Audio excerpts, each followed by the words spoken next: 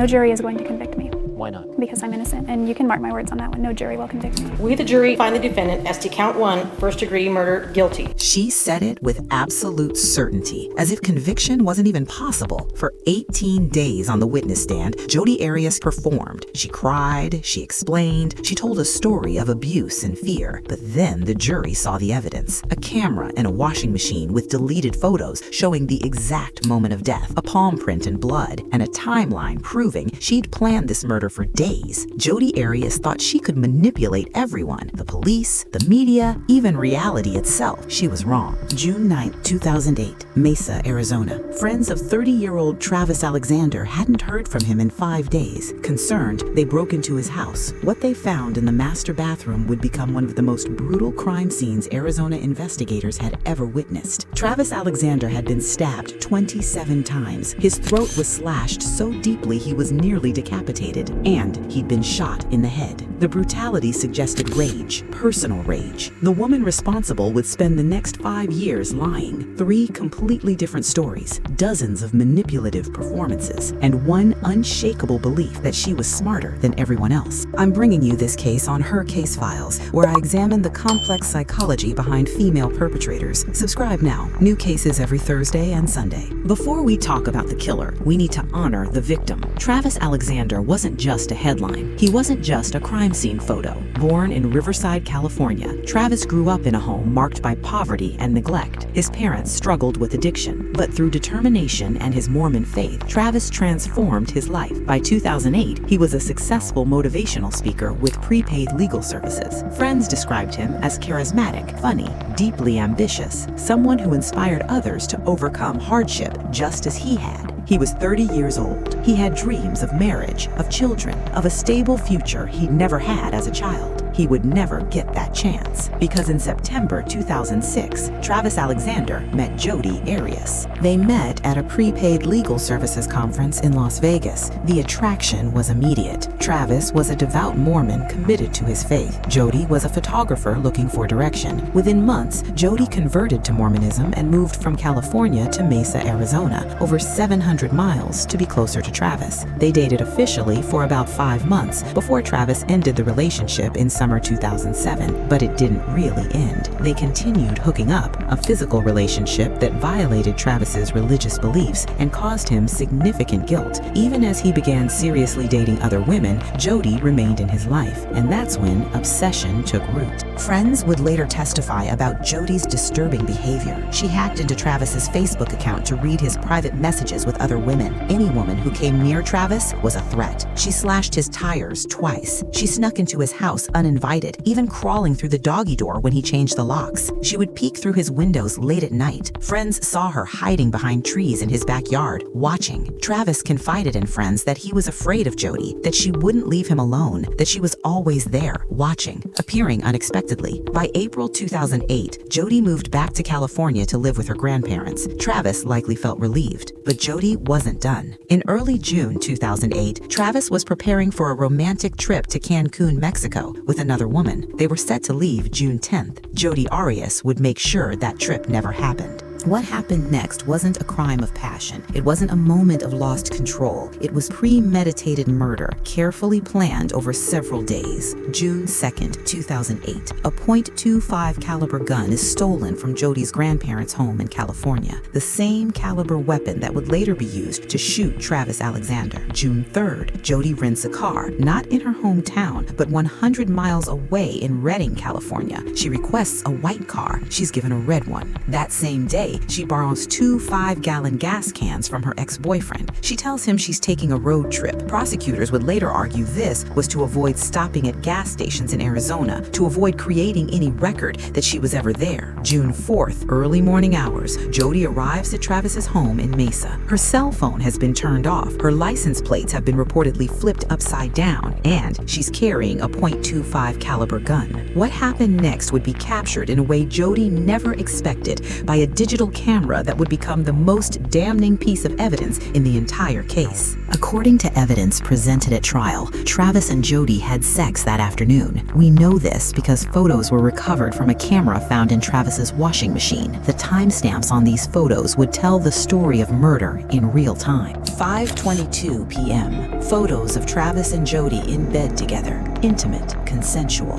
5:29 p.m. Photos of Travis in the shower. He's posing for Jodi, who's taking pictures. He's relaxed, trusting. He has no idea. 5:30 and 29 seconds. The last photo of Travis Alexander alive. Water cascading down on him in the shower. 5:31 p.m. and 14 seconds. Just 45 seconds later, an accidental photo. The camera has been knocked to the floor. You can see the bathroom ceiling in the frame, and you can see Travis Alexander collapsed on the shower floor. Blood is already visible. What happened in those 45 seconds? The medical examiner pieced together the sequence. Travis was stabbed first. The defensive wounds on his hands show he tried to fight back. He was stabbed in the chest, in the back, in the head. 9 wounds to the back alone. He tried to escape. Blood evidence shows he made it to the hallway outside the bathroom, collapsing near the bedroom. But Jodi wasn't done. She slashed his throat with such force she nearly decapitated him. The wound cut through his trachea and both carotid arteries, reaching his spine. And at some point, either at the beginning or the end, she shot him in the right temple. 27 stab wounds, a throat slashed ear to ear, a gunshot to the head. This wasn't self-defense. This was execution. After Travis was dead, Jodi dragged his body back into the shower. She attempted to clean the scene, washing blood from the walls. Then she put the camera, which had accidentally photographed parts of the murder, into the washing machine with his bloody clothes, hoping to destroy the evidence. Then she left, drove through the night to Utah, where she met up with another romantic interest, Ryan Burns. She acted completely normal. They kissed, they spent time together. Meanwhile, Travis Alexander's body lay undiscovered in his shower for 5 days in the Phoenix summer heat. When Travis's body was finally discovered on June 9th, investigators immediately looked at Jodi Arias. Friends had told them about the obsessive behavior, the stalking, how afraid Travis had become. But the physical evidence sealed it. A digital camera in the washing machine. Forensic analysts recovered deleted photos from the memory card. Photos of Travis and Arias together on June 4th. Photos accidentally captured during the attack. And the most damning evidence, a palm print in blood. Jodi Arias' palm print mixed with Travis Alexander's blood in the bathroom wall. When confronted, Jodi Arias had a story ready. Actually, she had 3 stories. July 15, 2008, Detective Esteban Flores interviews Jodi. Watch her confidence.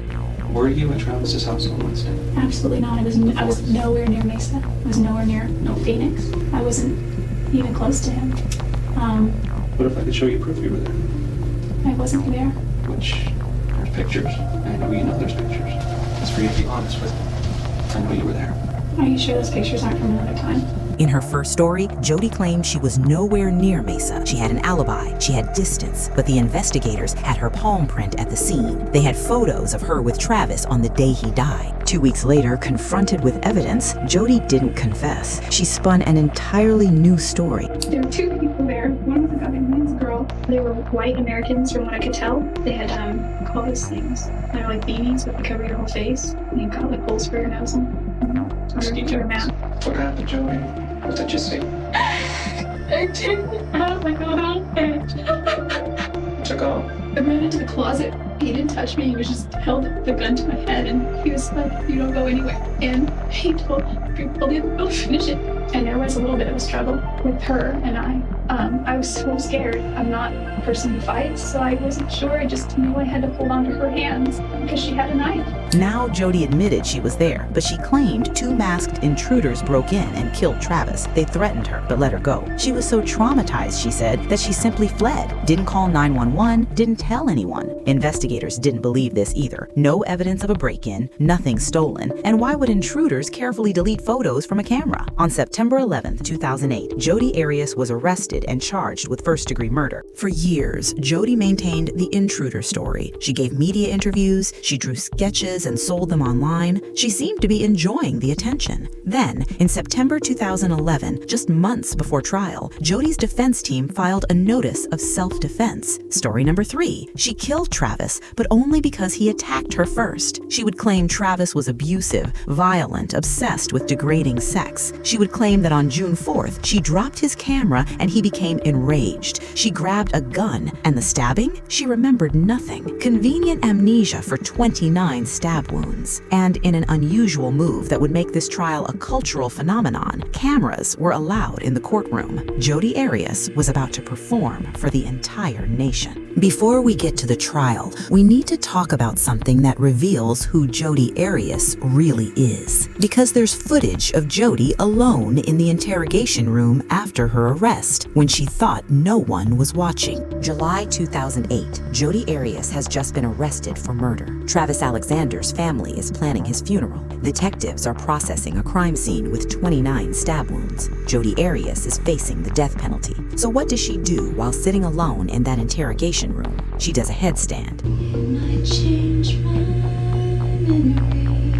She sings Oh Holy Night. She examines herself in the mirror, fixes her hair, practices facial expressions, poses. This isn't shock. This isn't trauma. This is narcissism. January 2nd, 2013, the state of Arizona versus Jodi Ann Arias. Prosecutor Juan Martinez laid out the state's case, premeditated murder driven by jealousy and rage, the stolen gun, the rental car, the gas cans, the turned off phone, the photos with timestamps, the 29 stab wounds. Jodi Arias took the witness stand. For 18 days, she performed. She described meeting Travis, their relationship, his alleged abuse. She claimed he was violent, obsessed with degrading sex. She claimed June 4th started normally. Sex, photos, shower. And then she grabbed a gun in self-defense. But the stabbing, she was in a fog, dissociative state, no memory. I don't remember, I don't remember, I don't know. She remembered the gunshot. She remembered running. But 29 stab wounds and slashing someone's throat from ear to ear, complete blank. Then came Prosecutor Juan Martinez. Martinez was aggressive, rapid fire, relentless. Ma'am, were you crying when you were shooting him? I don't remember. Were you crying when you were stabbing him? I don't remember. How about when you cut his throat? Were you crying then? I don't know. Why is it then, ma'am, that you showed up with 3 gas cans in Salt Lake City? Caught. Another lie exposed. The gas cans proved premeditation. May 8th, 2013. After just 15 hours of deliberation, the jury reached a verdict. Count 1. We, the jury, duly impaneled and sworn, in the above entitled action, upon our oaths, do find the defendant as to count 1, first-degree murder, guilty. Guilty. The jury unanimously agreed the murder was especially cruel and heinous. Jodi Arias was now eligible for the death penalty, but both juries deadlocked on the death penalty decision. On April 13th, 2015, Judge Sherry Stevens sentenced Jodi Arias to life in prison without the possibility of parole. It is ordered.